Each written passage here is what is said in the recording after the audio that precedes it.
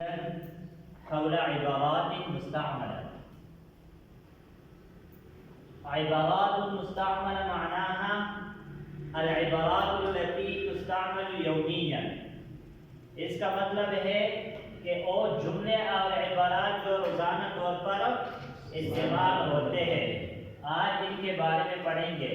मतलब इबारत आज जुमले और अल्फाज रोज़ाना बनेगी। الجملة الأولى من فضلك. نحن نستعمل هذا اللفظ كثيرا لما نلتقي مع الأحد. من فضلك برای مهربانی أعطني هذا الشيء. مبتدا شيء روتا. فهمتم؟ من فضلك برای مهربانی أريد الإجازة ذو छुट्टी غور. فهمتم؟ هذا لفظ يستعمل كثيرا. طيب من فضلك معناه برای مهربانی. فهمتم؟ عفوا أيضا يأتي لهذا المعنى. عفوا سمعا طاعة. الجملة الثانية. ما هي الجملة الثانية؟ شكرا لك. شكرا لك. كما نقول بالكردية شكرا. طيب وكيف نقول بالإنجليزية؟ thanks. thank you. thanks. شكرا. वो पख्तू की दा इस्तेमाल करते शुक्रिया. طيب الأحد امتن على أحد ويجيب في جوابه شكرا لك. كلا شكرا سر يحصل من كده جواب كسوتي شكرا لك. طيب الجملة الثالثة. نعم. طيب الأستاذ يسأل الطالب. طيب هل حفظت هذا الدرس؟ طيب ماذا يقول الطالب في الجواب؟ نعم. طيب وإن حفظ فيقول الطالب نعم. طيب وإن لم يحفظ فيقول لا. نعم जी हाँ. فهمتم؟ لا नहीं ना. kalau ustaz पढ़ने के तो sudah सबक zda karya पूछे कि पढ़ते किए हाँ zda karya. baik نحن نستطيع أن نقول بالعربية نعم. فهمتم؟ كشيء تزدان نبي كري كيف نقول بالعربية لا. طيب الجملة الخامسة. ماذا تقول؟ मुपक्तु के चतुर्थ से आए तो आप क्या कहते हो? से आए मादा तकूल. طيب ماذا تقول؟ ماذا تريد؟ تبصو قوڑے سے رداجہ ماذا تقول. طيب الجملة الثالثة. من فضلك مرة أخرى. طيب الأستاذ يدرس الطلاب والطالب يقوم. طيب من فضلك مرة أخرى يا أستاذ. من فضلك مرة أخرى يا أستاذ. मतलब है उस्ताद भी दा बराए मेहरबानी दा दोबारा हुआ है. مرة أخرى बराए मेहरबानी दोबारा पढ़िए दोबारा कहिए. طيب من فضلك مرة أخرى. ما سمعت هذه القصة مدى قصة ندوردني. من فضلك مرة أخرى برای مهربانی دوباره ذکر کا دوباره ہے. فهمتم؟ والجملة القادمة والآتية. أنا لم أفهم. طيب الأستاذ يدرس والطالب يقول في أثناء الدراسة يا أستاذي أنا لم أفهم. मैं नहीं समझा. मैं زبوا نشوة. طيب أنتم تقولون هكذا في أثناء الدراسة. الأستاذ المحاضرة أم يدرس درسا والطالب لا يفهم في خلال درسه وفي أثناء الدرس ثم يقوم ويقول أنا لم أفهم. طيب هل فهمتم؟ هل فهمتم؟ نعم. آية تقول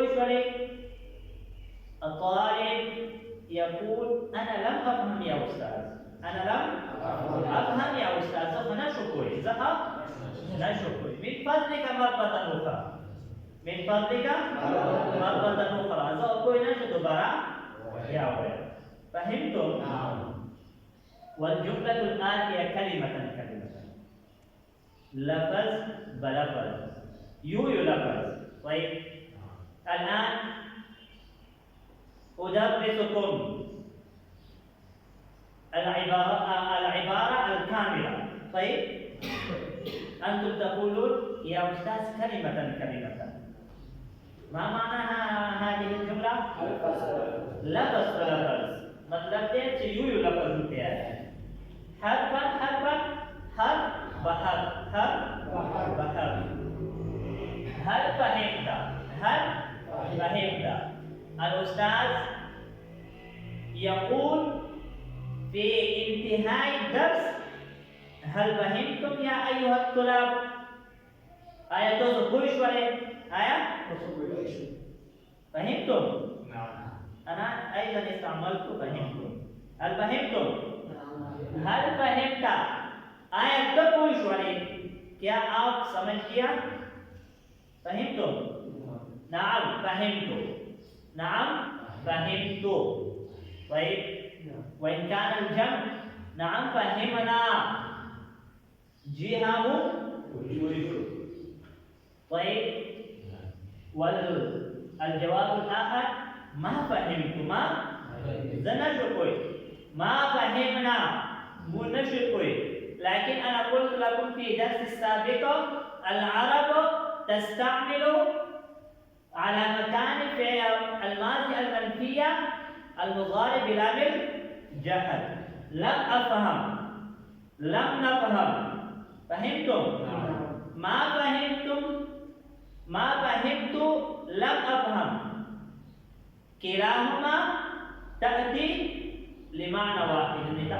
لمعنى إيه معنى لبارة لكن العرب داتشان استمراري مزيد منفي دادي رتام استمراري مزارع لا بجهل ولكم مزارع سلام بجهل بداخل شوي أغاي استمراري.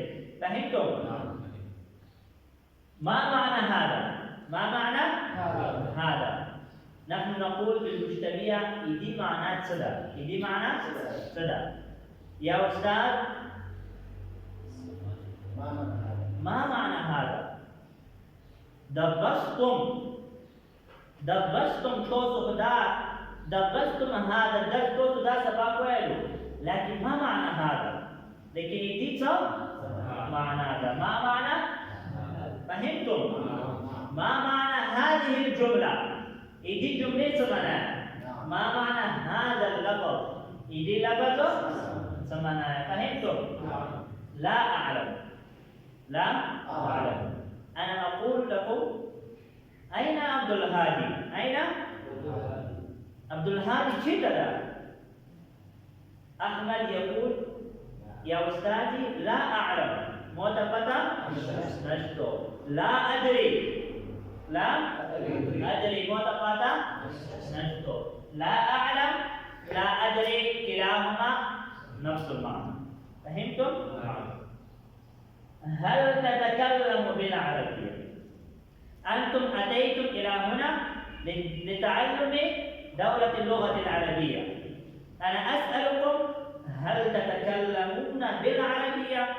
آية تصف عربيك أبريك ولا شيء؟ طيب نعم نتكلم بالعربية. نعم نتكلم بالعربية. جيها مو عربيك أبريك ولا شيء.